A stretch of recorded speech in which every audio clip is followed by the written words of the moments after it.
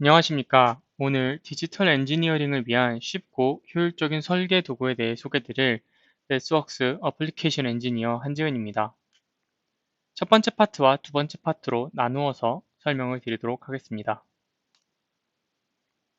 오늘의 어젠다는 다음과 같습니다. 가장 먼저 디지털 엔지니어링을 위해 필요한 것들은 무엇이 있는지 알아본 후 디지털 엔지니어링의 워크플로우를 간단하게 말씀드리겠습니다. 그 다음 디지털 엔지니어링 워크플로우를 따라서 처음 말씀드린 디지털 엔지니어링을 위해 필요한 것들을 베스웍스의 도구로 어떻게 수행할 수 있는지 소개해 드리겠습니다.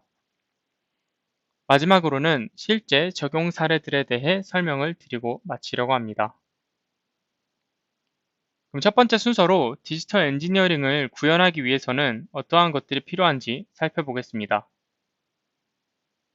일단 가장 첫 번째로 필요한 건 디지털 모델입니다. 뒤에서 필요한 것들도 다 이 모델이 있어야 할 수가 있습니다. 모델을 통해 동작 성능을 미리 예측하거나 정량적인 평가를 할 수 있는데요.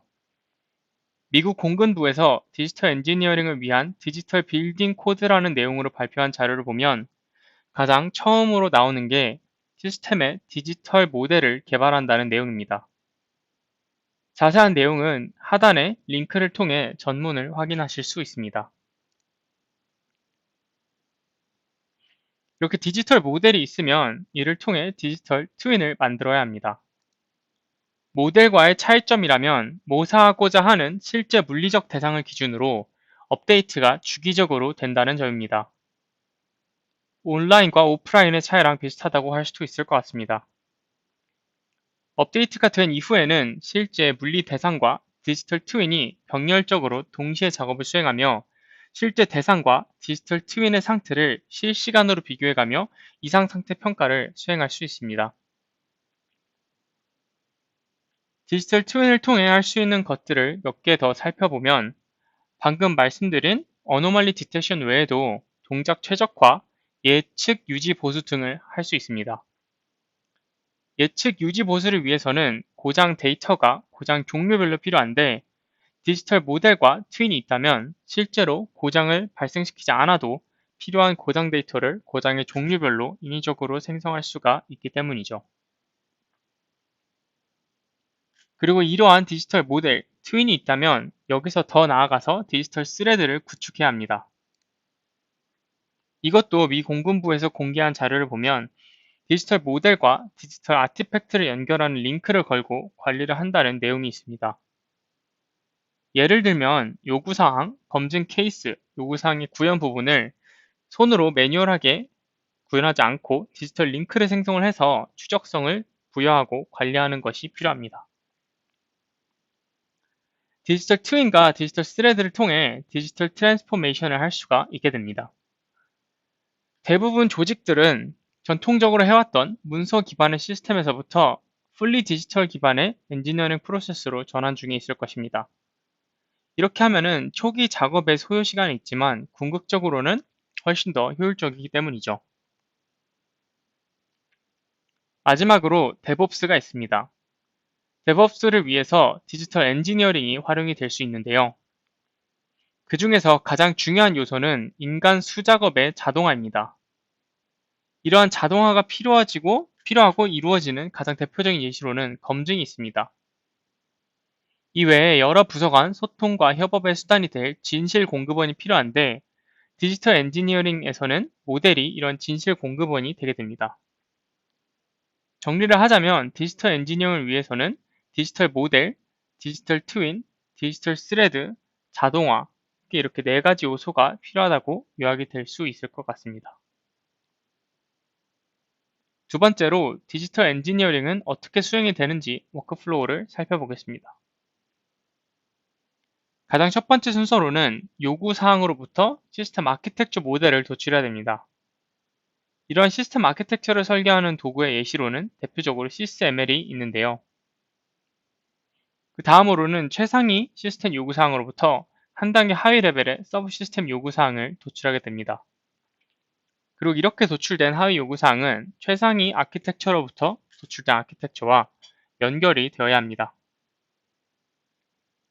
여기서 아키텍처 모델은 구현한 소프트웨어가 아니기 때문에 시스템 아키텍처로부터 소프트웨어 아키텍처 모델을 또 개발해야 됩니다. 만약 기존에 구현해 놓은 레거시 C 코드가 있다고 해도 이거를 소프트웨어 아키텍처 모델로 개발을 해야 됩니다. 저희는 통합된 모델이 필요하기 때문이죠. 이와 병렬적으로 소프트웨어 요구사항이 상위 요구사항으로부터 도출이 돼야 하고 방금 개발한 소프트웨어 아키텍처 모델과 연결이 되어야 됩니다. 이제 소프트웨어 아키텍처 모델을 코드를 구현할 때 기존 레거시 코드로 커버되지 않는 설계 파트는 새로 구현을 해야 할 것입니다. 그리고 이렇게 구현된 사항들을 소프트웨어 요구사항으로부터 도출된 설계 요구사항과 연결을 시켜주어야 합니다. 이제 이 전부가 CI/CD 도구와 통합이 돼야 하고 오른쪽 애들은 전부 왼쪽의 요구사항에 대해 검증이 되어야 합니다. 그런데 검증을 위해 테스트 케이스를 만들고 관리하기 위해 독립적인 도메인이 하나 더 늘어나게 됩니다. 이렇게 되면 요구사항, 시스템 아키텍처, 소프트웨어 아키텍처 등등 도메인이 너무 많아지게 되고 실행이 되지 않는 아키텍처 모델은 검증하기 어렵다는 문제점들이 발생하게 됩니다. 이러한 문제를 해결하기 위해 좀 더 수월한 디지털 스레드를 구축하고 도메인을 최소화하며 검증을 자동화할 수 있는 수단이 있으면 큰 도움이 될 것 같습니다. 그러기 위해 시뮬링크 환경을 도입하게 됐을 때 워크플로우가 어떻게 바뀌는지 살펴보도록 하겠습니다. 일단 시스템의 아키텍처 모델은 XMI를 통해 시뮬링크 환경으로 가져오게 되고요. 요구사항은 regIF로 변환해서 가져오거나 엑셀처럼 지원되는 형태로 있는 경우 다이렉트로 시뮬링크 환경으로 가져올 수 있습니다. 이렇게 둘이 같은 환경으로 가져오면 요구사항과 아키텍처 간 추적성도 시뮬링크 환경에서 소프트웨어적으로 더 확실하게 연결이 됩니다. 그리고 요구사항 검증을 위한 테스트 케이스 역시 시뮬링크 테스트라는 제품을 통해 시뮬링크 환경에서 생성 및 관리되고 요구사항과 링크가 되어 추적성이 부여됩니다. 이를 통해 더욱 확실하게 디지털 스레드를 구축할 수 있습니다. 시스템 요구사항의 하위 항목인 서브시스템 요구사항 역시 동일한 시뮬링크 도메인 내에서 아키텍처 모델의 하위 항목과 연결되고 검증 케이스도 같은 환경 내에서 생성 및 관리되어 연결되게 됩니다. 소프트웨어 아키텍처는 시스템 아키텍처와 같은 모델 내에서 생성되고 관리되게 됩니다.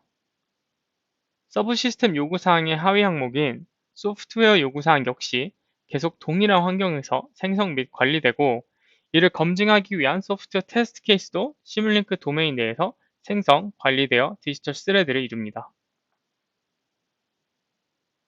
레거시 코드가 있다면 소프트웨어 아키텍처 모델과 같은 모델로 임포트할 수 있어서 다시 모델링할 필요가 없고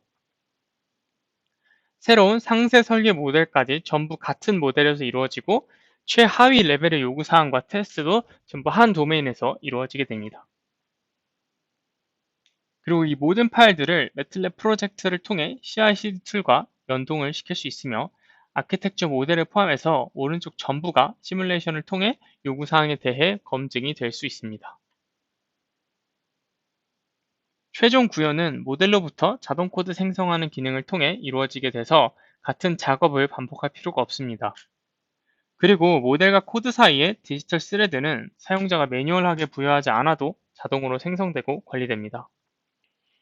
이렇게 되면 생성된 코드는 기존의 모델 검증을 위해 사용됐던 테스트 케이스를 그대로 재활용해서 검증할 수 있습니다.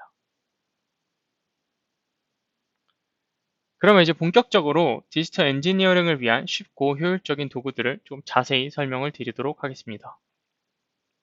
이러한 도구들이 디지털 엔지니어링 워크플로우에서 어떻게 적용이 되는지 그리고 가장 처음 순서에 말씀드린 디지털 엔지니어링에 필요한 사항들을 어떻게 충족시키는지를 중심으로 설명을 드리고자 합니다.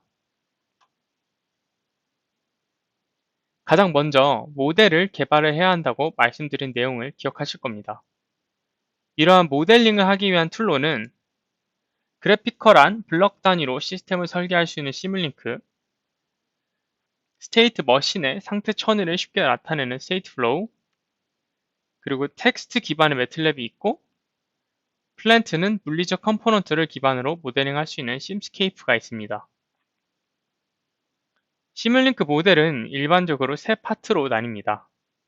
첫 번째는 어디에선가 데이터를 받아오는 부분이 있고, 이를 통해 수신된 데이터는 메인 알고리즘 부분에서 적절하게 처리됩니다. 처리된 결과는 여러 가지 방법으로 가시화되는데, 일반적인 그래프 형태로 볼 수 있고, 여기서 보시는 것처럼 버드아이 뷰나 영상 데이터 디스플레이로도 가능합니다. 그 중에 입력받은 데이터를 처리하고 판단할 때 스테이트 플로우가 사용되는 경우가 많습니다. 스테이트 플로우란 단어에서 알 수 있듯 스테이트끼리의 플로우를 모델링하는 툴인데요. 시뮬링크 안의 서브 시스템처럼 시뮬링크 내에서 블럭 형태로 들어가서 동작을 하게 됩니다. 비연속적이고 순간적인 이벤트를 모델링할 때 주로 쓰이는데, 스테이트 플로우를 쓰지 않고 다른 시뮬링크 블럭을 사용해도 비연속적, 순간적인 이벤트를 모델링을 하는 게 가능은 하지만 스테이트 플로우를 사용을 할 때보다 훨씬 더 번거롭고 어렵습니다.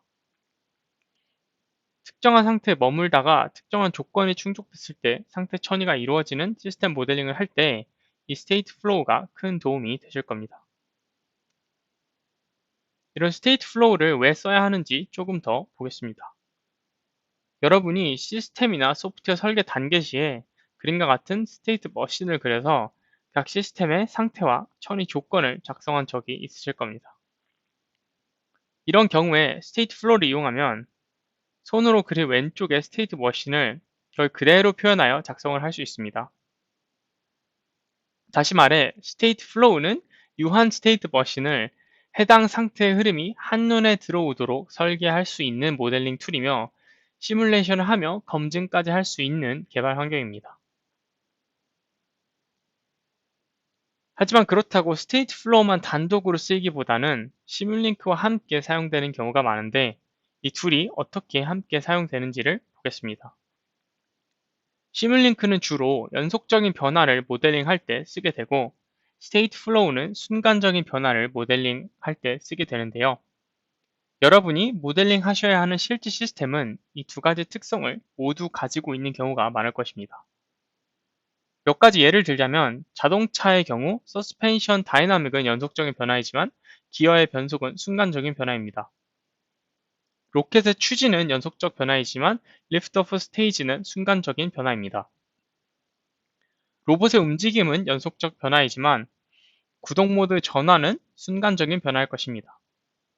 따라서 실제 시스템을 설계하기 위해서는 시뮬링크와 스테이트 플로우 둘 다 적절하게 사용하는 것이 바람직합니다. 이어지는 내용은 두 번째 파트에서 설명드리도록 하겠습니다.